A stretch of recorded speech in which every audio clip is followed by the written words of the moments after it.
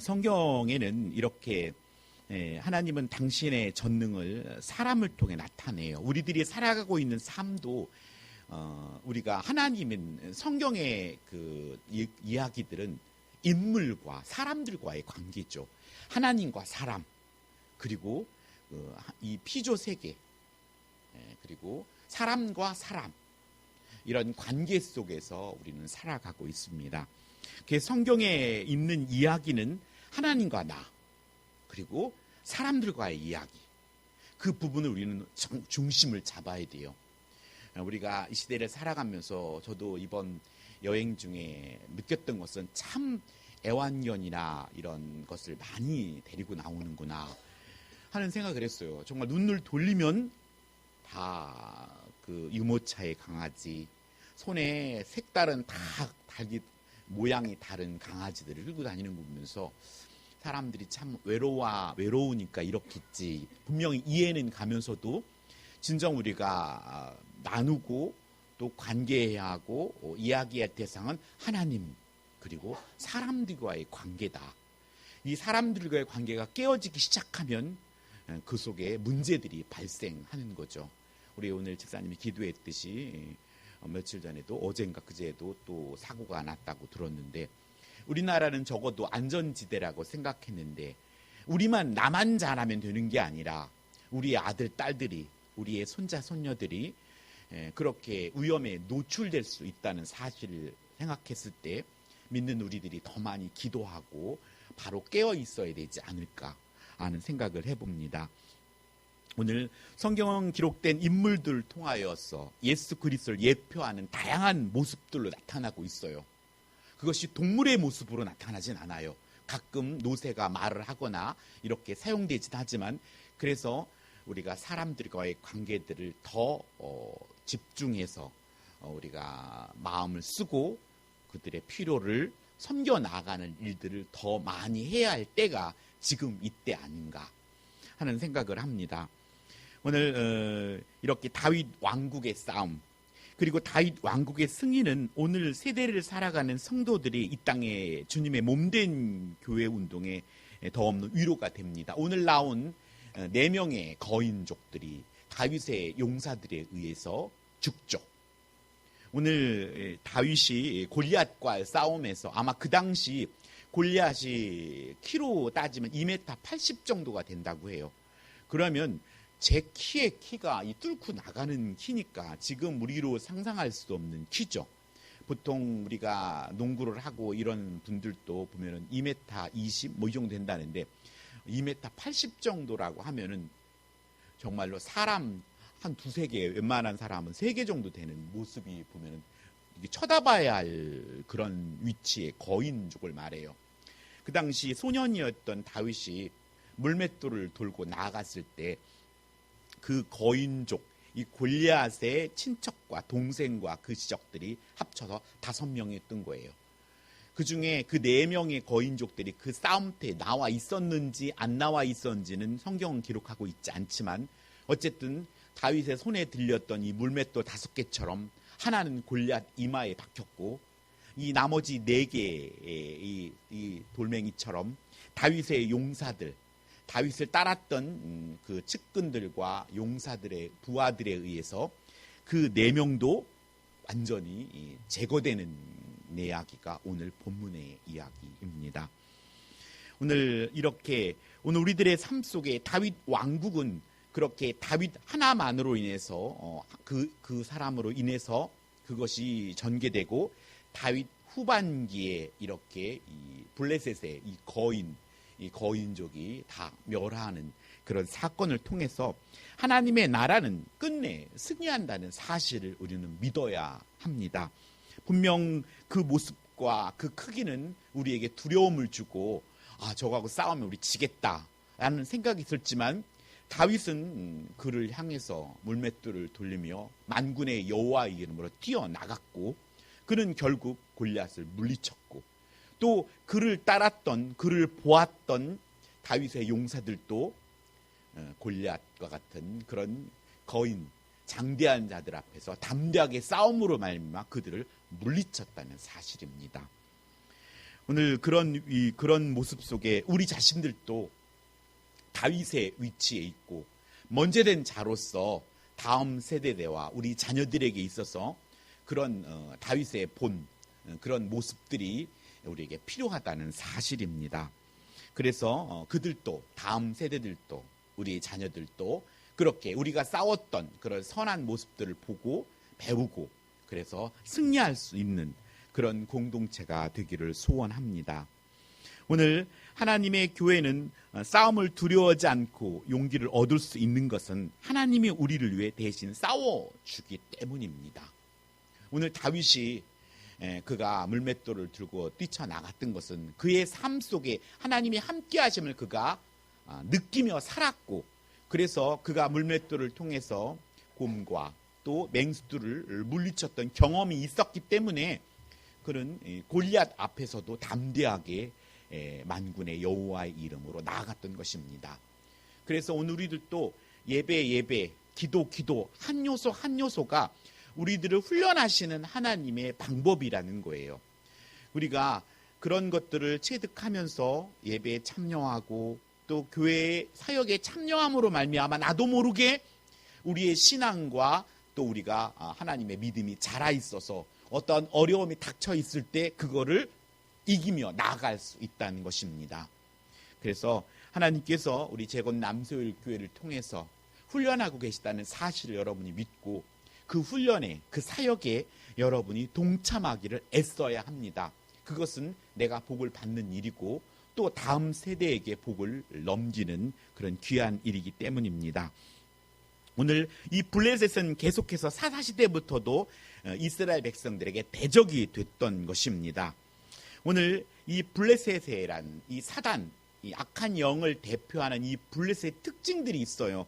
오늘 본문에도 그게 나오는데 15절에 블레셋 사람이 다시 이스라엘을 치거늘, 오늘 18절에도 그 후에 다시 블레셋 사람과 곱에서 전쟁할 때라는 말은 무슨 소리냐면 다시 반복이라는 거예요. 반복. 오늘 우리들이 살아가는 삶도 365일 내지는 24시간이 반복으로 돌아가지만 똑같은 날은 한 날도 우리에게 없지요. 하지만 그래서 우리에게 주어진 이 시간, 이 새날, 이 부활의 새 아침을 어떻게 우리가 맞이하고 하나님이 기뻐하는 일을 할 것인가, 그것이 믿는 자의 삶을, 시간을 대하는 태도이고, 그런데 이 악한 영들도 어떻게 해서든지 다시 하나님의 백성들을 공격해서 유혹해서 넘어뜨리려고 한다는 그 싸움이 우리의 삶 속에 있다는 거예요.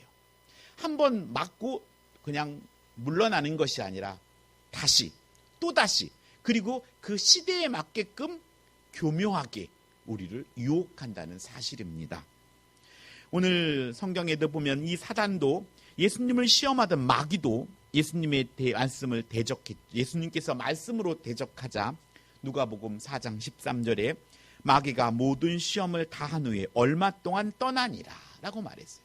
얼마 동안 떠나 있는 것이지 마귀는 우리를 넘어뜨리려고 정말 우는 사자와 같이 삼킬 자를 찾는다는 거예요.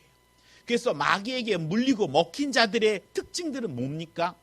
불평과 불만과 짜증과 근심과 걱정으로 그의 그 물렸다는 증거를 토해내는 거예요.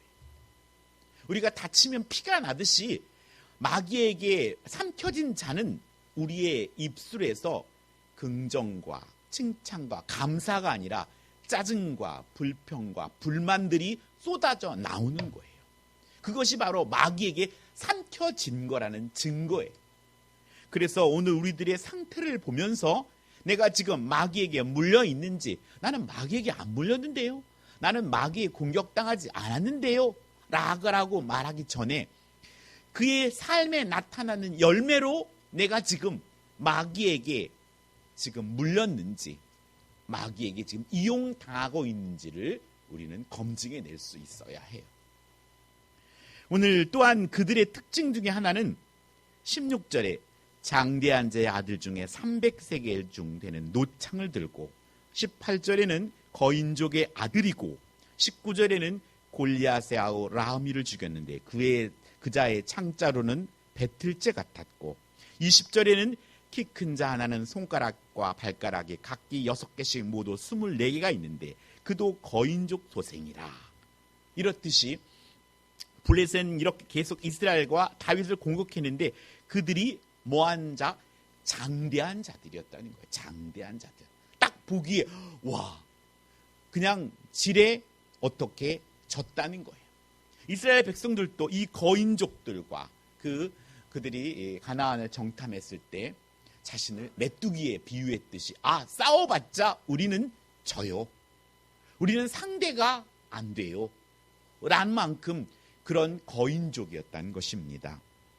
오늘 사무엘상 17장 4절에 골리앗의 키를 6규빗 한 뼘으로 말하고 있어요. 그것을 키를 말하는 거죠. 그것이 바로 우리 이런 센치로 메타로 환산하면 2m 80을 넘는 키를 말하고 있습니다. 다윗의 대적들, 그리스도의 대적들은 큰 힘을 가졌고 그 큰 자들로 우리를 두렵게 하는 요소로 작용한다는 것입니다. 그런데 재미있는 것은 우리가 두려워하면서도 우리도 그렇게 되려고 한다는 거예요. 그래서 그들과 싸우기 위해서는 우리는 하나님이 함께한다는 믿음이 필요하다는 것입니다. 그들은 계속해서 다시 우리 아닌 우리 아들, 딸, 그 딸의 손자, 손녀에게도 이 악한 영들은 교묘한 방법으로 그를 넘어뜨리려 한다는 거예요. 나는 어떻게 쓴지 견뎠는데 그럼 우리의 아들은, 우리의 딸은, 우리 손자와 손녀는 어떻게 그 악한 영들의 그 유혹을 이길 수 있느냐입니다. 그렇기 때문에 오늘 우리들은 우리 스스로가 무장해야 하고 또 우리의 다음 세대들을 무장시켜야 한다는 것입니다. 사단 마귀는 세상 사람들이 하나님 대신 장대한 자가 되어서 칼과 창과 단창으로 무장하도록 우리를 유혹합니다. 하나님 없으니까 우리에게 창도 갖춰야 되고 단창도 가져야 되고 이렇게 칼도 가져야 되고, 그래서 어떠한 것인지 그 큰 장대한 키에 어울리는 것들을 갖추려 하도록 우리에게 노력하라고 말하고 그것을 갖추라고 말하고 있는 것입니다. 하나님 없이 스스로 노력하고 열심히 하면 어느 정도의 장대함을 이룰 수 있습니다. 그러나 이 장대한 자들은 끝까지 승리하지 못한다는 사실을 우리는 꼭 기억해야 합니다. 인생의 승리는 하나님 앞에 선 자들이 최후의 승리자입니다.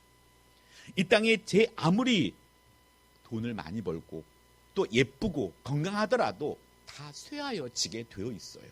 오늘 이 다윗의 모습 속에서도 다윗이 뭐라게요? 피곤하여졌어. 그는 다윗의 위기에 접해져요. 오늘 성경에도 바로 가보면 다윗이 그 거인족에 의해서 죽음의 위기에 처해졌을 때 다윗의 용사가 그걸 구해줘서 그를 무찌르는 것을 오늘 성경을 통해 볼 수 있어요. 다윗은 예전에 용사였어요. 하지만 나이가 들면 이제 그의 힘은 수그러들 수밖에 없어요. 지금 우리 청년들 솟아나는 힘이지만 그 힘이 영원할 것 같지만 그렇지 않다는 거예요. 30, 40, 50, 60 나이가 들어가면 갈수록 우리의 힘은 연약해지고 우리가 어여뻤던 아름다웠던 모습들은 주름이 잡히고 머리가 빠지고 그리고 주름이 가고 몸에 질병이 생기게 되어 있다는 거예요. 그건 어쩔 수 없어요. 그렇기 때문에 오늘 우리가 건강할 때 또 우리는 믿음이 충만하고 성령 충만할 때 바로 굳건히 서서 그 다음 세대들에게 믿음을 전수할 수 있어야 해요. 우리가 정신적으로나 총명해지지 않을 때, 건강하지 못했을 때 본을 보여주지도 못하고 또 삶으로 나타내지 못할 때가 아니라 지금이 가장 건강할 때고 지금이 가장 하나님 앞에 바로 설 때라는 사실을 우리는 기억해야 합니다. 오늘 이렇게 우리의 믿음의 씨앗들이 싹을 틔우기 위해서 때때로 우리에게 어려움과 고난들이 있어요. 하지만 그것들은 우리의 삶 속에 귀한 영양분이라는 거예요. 믿는 자들에겐. 그래서 위기는 또 다른 기회가 될 수 있다는 사실입니다. 위기 속에서 우리는 도전과 기회를 발견하게 되고 우리의 믿음을 싹 틔우는 계기가 됩니다. 하나님께서는 약한 것들을 택하셔서 강한 것들을 부끄럽게 하시는 능력의 근원이 되기 때문입니다. 그래서 오늘 주님이 주신 이 감동을 소멸치 말고 용기 있게 도전하시기 바랍니다. 다윗의 왕국의 승리를 이어갔던 것처럼 하나님의 통치가 이루어지는 교회는 승리한다는 사실입니다. 몇 번 이번 여행을 중에 카페에 커피를 먹으러 가면은 산속 깊숙이 있어요. 어떻게 사람들이 거기를 알고 갈까? 그러고서 마시는 커피를 인다해서 가봤는데 그렇게 외지에 차 타고 겉에서 봤을 때는 있을 것 같지 않은 곳에 가보면 카페들이 있는 거예요.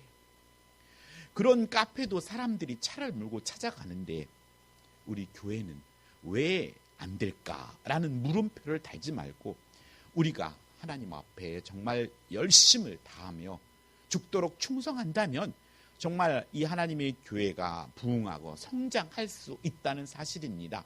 크기와 양의 문제라는 것보다도 내 믿음이 또 우리의 삶이 하나님이 기뻐하는 모습으로 바로 설 수 있기를 원합니다. 그래서 여러분의 가정이 우리 교회가 피곤해도 승리를 계속되기 위해서는 첫째는 실패를 거울 삼아 본을 보이는 지도자가 되어야 한다는 사실입니다. 15절에 블레셋 사람이 다시 이스라엘 치건을 다윗이 그의 부하들과 함께 내려가서 블레셋 사람과 싸우더니 다윗이 피곤하네 라고 말합니다. 오늘 우리들의 삶이 입술에 피곤해 이것을 달고 살 때가 있어요. 솔직히 이 상을 살아가는 사람은 피곤한 삶을 우리는 살아가고 있습니다. 하지만 그것이 내가 정말 기뻐하는 일이고 우리가 하고 싶은 일이라면 피곤을 뛰어넘는 것이 우리 사람이에요. 우리 인간이에요. 다만 이 피곤하다는 말을 하는 것은 어떤 면에서는 정말 최선을 다한 피곤함이 있는가 하면은 하기 싫다. 이 하기 싫은 일을 하려니까 급속도로 피곤해지는 거예요. 그런데 정말로 내가 하고 싶은 일을 할 때는 우리의 한계는 그 피곤의 넘을 한참 뛰어넘는다는 사실입니다. 다윗은 사무엘하 11장 1절에 그 해가 돌아와 왕들이 출전할 때가 되매 다윗이 요압과 그에게 있는 그의 부하들과 온 이스라엘 군대를 보내니 그들이 암몬 자손을 멸하고 라빠를 에워싸고 다윗은 예루살렘에 그대로 있더라.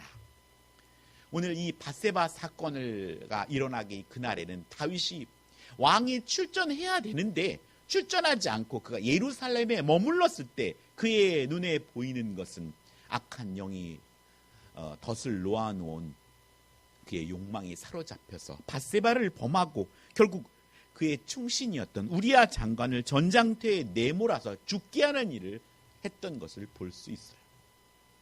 오늘 다윗은 그 사건 이후 그가 나단 선지자를 통해 하나님의 음성을 듣고 정말로 침상이 적시도록 진정한 회개를 하죠. 하나님은 그 진정한 회개를 받으셨고 다윗은 오늘 본문을 통해 보면은 전장터에 나가서 부하들과 함께 내려가고 정말 피곤해할 정도로 그는 최선을 다하여서 그 전장터에 있는 것을 볼 수 있어요. 오늘 이 피곤하다는 말은 최선을 다했다라는 말이고 또 성경에 보면 내려가서라는 말은 내가 왕이니까 너희들이 내려가라. 나는 여기 있고 이것이 아니라 본인도 그 부하들과 함께 적진에 내려갔다는 거예요.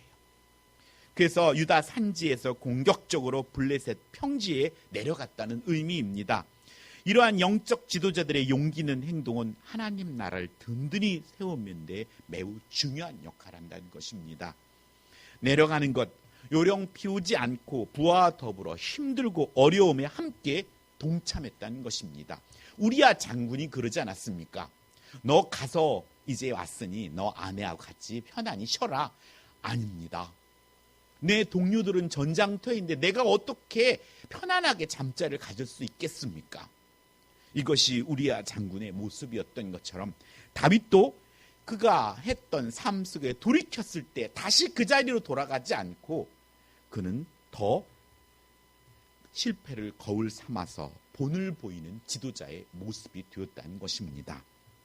오늘 우리들도 삶을 살아가면서 많은 시행착오를 겪으면서 하나님이 기뻐하는 것이 무엇인가? 거기에 계속해서 반석 위에 집을 지어가야 한다는 사실입니다.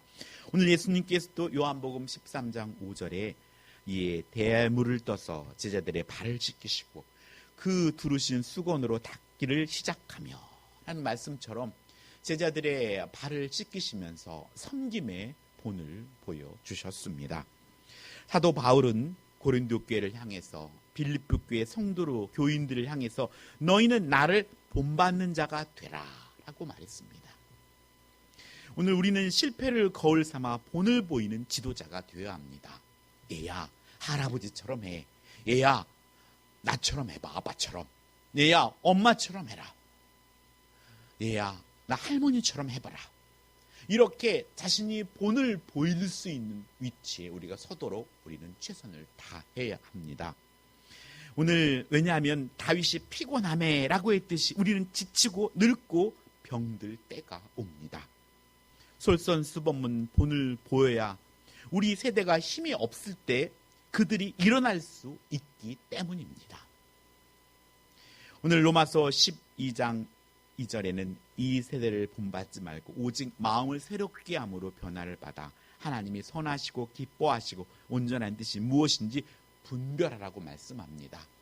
그래서 오늘 우리는 이 세대를 유행 풍조를 따라가고 그걸 본받지 말고 하나님의 말씀, 성령의 충만함을 통해서 하나님을 따라가는 우리 예수 그리스도를 본받는 저와 여러분 되기를 소원합니다. 그래서 여러분의 가정이 또 우리 교회가 하나님 앞에 온전하게 바로 설 수 있기를 소원합니다.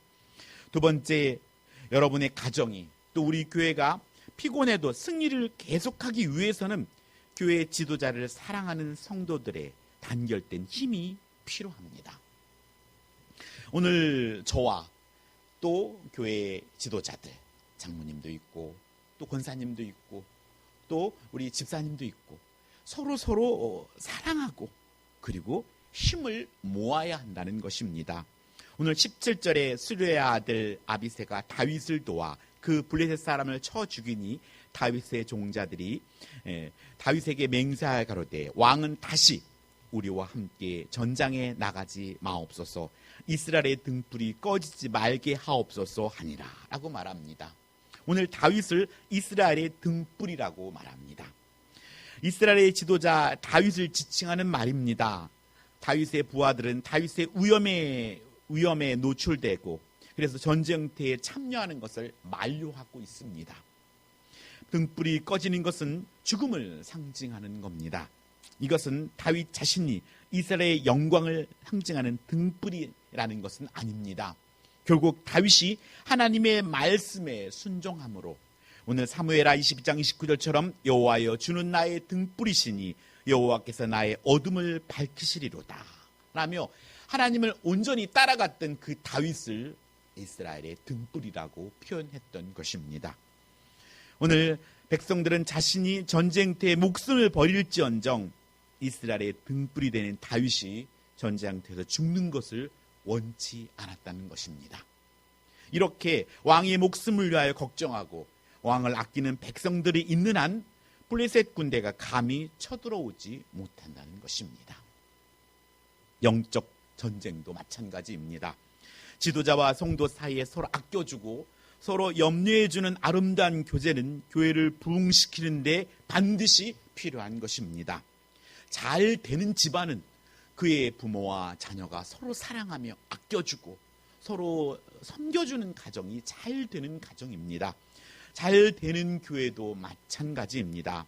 목회자와 성도 간의 아름다운 교제가 이루어지지 아니했을 때 교회는 그 사명을 다하지 못한 채 무능한 교회로 전락했지만 사도 바울이 옥에 갇혔을 때 비록 떨어져 있지만 바울과 성도들의 영적 교제는 마침내 큰 일을 이루어내고야 말았던 것입니다. 그렇기 때문에 교회의 지도자를 위해 기도하고 또 섬기며 각 부서장들을 섬기며 우리가 단결된 힘을 보일 때 부서가 부흥하고 교회가 부흥할 것입니다. 오늘 우리 교회가 그런 교회가 될 수 있기를 소원합니다.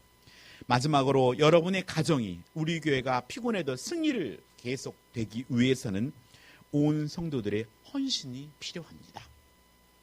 오늘 17절 20절에 특별히 거명된 4명의 다윗의 용사들이 있습니다. 17절에 다윗을 도와 거인족 아스비놉을 죽인 수리의 아들 아베사가 있고, 18절에는 거인족 삽을 쳐 죽인 후사 사람 십부게가 있고, 19절에는 골리앗의 아우 라미를 죽인 에라난이 있고, 손가락과 발가락이 각각 6개씩 있는 기형적인 거인족을 죽인 요나단이 있습니다. 힘겨운 상대와의 싸움이었을 것입니다.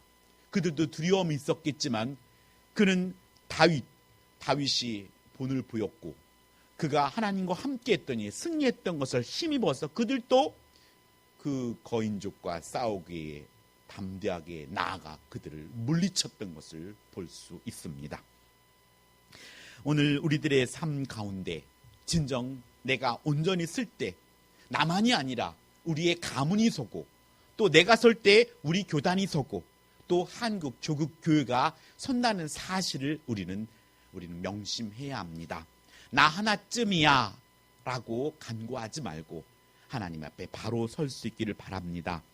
오늘 영적 전쟁도 마찬가지입니다. 이 시간에 우리 주님은 교회의 부흥을 위하여 자기 생명을 아끼지 않는 성도들의 헌신적인 희생을 요구합니다. 사도행전 20장 24절에 사도 바울은 내가 달려갈 길과 주 예수께 받은 사명 곧 하나님의 은혜의 복음을 증언하는 일을 마치려 하매 나의 생명조차 조금도 귀한 것으로 여기지 아니하노라 한 바울의 말을 우리는 기억하며 우리가 헌신할 때 여러분이 상상하지 못할 일들을 하나님은 준비하시고 그 일들을 시작하실 것입니다. 오늘 우리가 머릿속으로 어떻게 언제쯤 집을 사고 언제쯤 어떤 차를 사고 우리가 계산한 거 가지고는 계산 답이 안 나옵니다. 하지만 하나님의 말씀을 따라 그 오로지 순종하고 성령이 주는 감동대로 행했더니 어느 시간이 지났을 때 우리가 상상하지 못했던 일들이 떡하니 이루어져 간다는 사실을 우리는 기억하고 하나님 말씀에 온전히 순종할 수 있기를 바랍니다. 다윗은 이스라엘 성군으로 그의 이름처럼 삶을 산 것은 그가 유능하거나 전술에 능한 용장이어서가 아니라 하나님께서 다윗과 함께 하셨기 때문입니다. 다윗이 한 일이 있다면 그가 하나님의 다스림 안에 순종했다는 것입니다. 그가 아버지와 형들이 맡겨진 양떼를 온전히 지키기 위해서 맹수들에게 잡혀가지 않고 그들을 푸른 초장으로 인도해야 했고 그 맹수들이 그 어린 양들을 잡아가지 못하기 위해서 그들과 싸우기 위해서 물맷돌 돌렸고 그리고 맹수들과 싸워서 그 양들을 구출해냈고 그것들과 그 자연 만물 속에 하나님을 찬양했고 그것으로부터 다윗이 왕이 되는 준비가 시작되었다는 사실입니다. 어느 날 그가 엘리트로 명문대에 들어가서 수업을 마쳐서 왕의 자리에 선 자가 아닙니다. 그는 사울 왕을 피해 40여 년을 도망다니면서 광야에서 훈련받아서 이스라엘에 더도 없는 성군이 되었습니다. 오늘 저와 여러분도 하나님께서 이 삶을 통하여 훈련하시고 연단하셔서 하나님 나라 백성으로 삼아 가신다는 사실을 우리는 기억할 때 우리에게 처해지는 상황 속에 불평과 불만보다 감사와 하나님께 영광을 돌릴 수 있기를 바랍니다. 저와 여러분은 재건남스럽게 싸우는 용사로 부름을 받았습니다. 우리의 궁극적인 지도자는 예수 그리스도입니다. 주님은 당신의 교회를 목양하는 영적 지도자로 우리를 세웠습니다. 그리고 주님은 우리에게 당신이 세운 지도자를 사랑하고 그의 말씀을 따르고 모든 좋은 것을 함께 하라 하셨습니다. 하나님 우리에게 다윗 용사들처럼 교회의 부흥을 위해 죽도록 충성하라 하셨습니다. 우리 교회의 부흥은 영적 싸움의 승리와 연결됩니다. 우리 앞에 수많은 피곤한 일들과 어려움이 가로막혀 있더라도 겁내지 말고 싸우며 앞으로 나아가기를 바랍니다. 우리는 능히 감당할 수 있습니다. 왜냐하면 우리는 혼자가 아니고 우리 안에 하나님이 함께 하시기 때문입니다. 또한 주님의 몸된 교회의 부흥은 곧 나의 가정과 그리고 나의 생업과 또 나의 사업, 직장의 부흥과 정비례한다는 사실을 믿으시기 바랍니다.